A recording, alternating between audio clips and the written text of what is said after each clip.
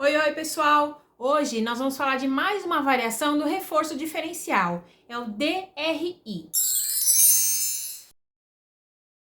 Na análise do comportamento aplicada, o DRI, que é o reforço diferencial de comportamento incompatível, é uma estratégia que se concentra em reforçar um comportamento alternativo que seja incompatível com o comportamento indesejado. Isso significa que, em vez de punir ou extinguir o comportamento inadequado, a atenção é direcionada para o reforço de um comportamento alternativo, que não pode ocorrer ao mesmo tempo que o comportamento problemático. Então vamos lá ver um exemplo do nosso dia a dia? Exemplo número 1, o compartilhamento de brinquedos. Então, em uma sala de aula de educação infantil, é muito comum que as crianças tenham dificuldade em compartilhar brinquedos, certo? Então, se um aluno tende a arrancar o brinquedo da mão do coleguinha sem pedir, o professor pode aplicar o DRI. Então, nesse caso, o comportamento incompatível seria reforçar positivamente toda vez que a criança pede um brinquedo direitinho, em vez de pegar sem permissão ou arrancar da mão do coleguinha. Quando a gente reforça esse comportamento,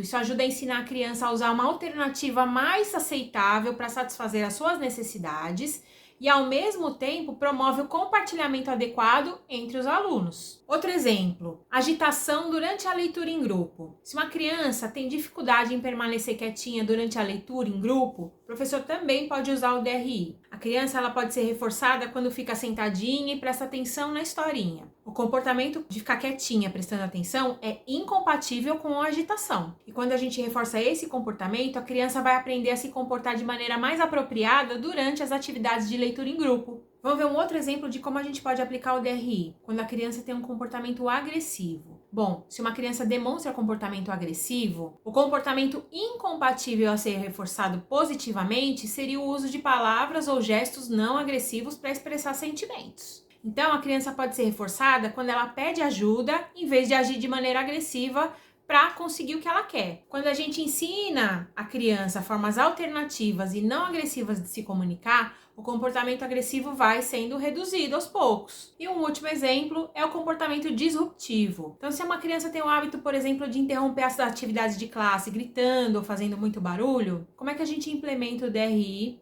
para melhorar essa situação? O professor pode reforçar positivamente sempre que a criança levanta a mão e espera a sua vez para falar. Então, quando a gente incentiva esse comportamento incompatível com a interrupção, a criança vai aprendendo a se comunicar de maneira mais apropriada. Então, pessoal, hoje a gente falou sobre mais uma das variações do reforço diferencial.